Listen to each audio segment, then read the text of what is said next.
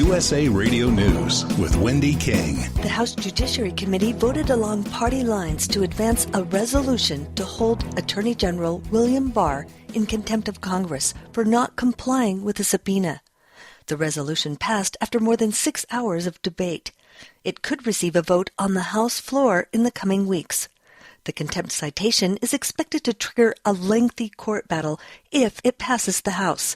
It came after President Trump exerted executive privilege to block the release of the full, unredacted Mueller report. Texas Democrat Veronica Escobar. There's so many efforts to prevent us from getting to the full truth. Louisiana Republican Mike Johnson. Moving today to hold the AG in contempt is not only premature, unprecedented, and unwarranted.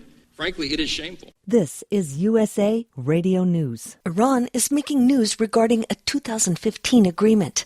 USA Radio Network's Tim Berg has details. Iran is now threatening to limit compliance with the 2015 agreement that curtailed the country's nuclear program. Republican Congressman Michael McCall of Texas is a ranking member on the House Foreign Affairs Committee. He appeared on Fox News and says it's time for Iran to start feeling the pressure of some U.S. sanctions.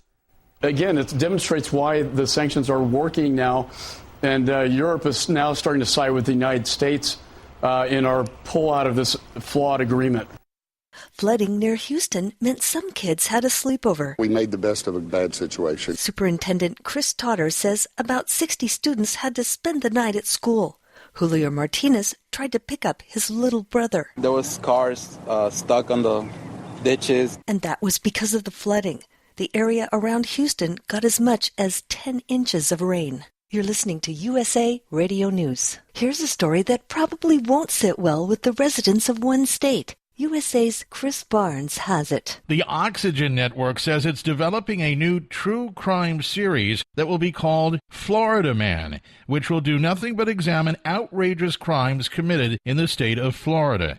The producers of the series say if a crime sounds like it came straight from a Hollywood screenplay or makes the kickers in a newscast, there's a good chance the crime was committed by a man who resides in Florida. For USA Radio News, I'm Chris Barnes. There's a change in the rules to buy cigarettes at Walmart. Starting in July, the company says it will raise its minimum age for tobacco and e-cigarettes to 21 in an effort to stop minors from getting addicted. The higher age will also be in effect for Sam's Club stores.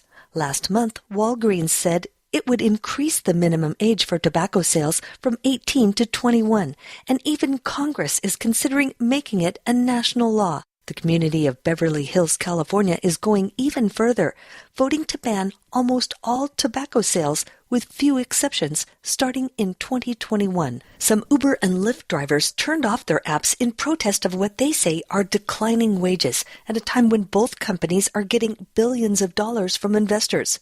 Demonstrations were held in 10 U.S. cities and in Europe as well. For USA Radio News, I'm Wendy King.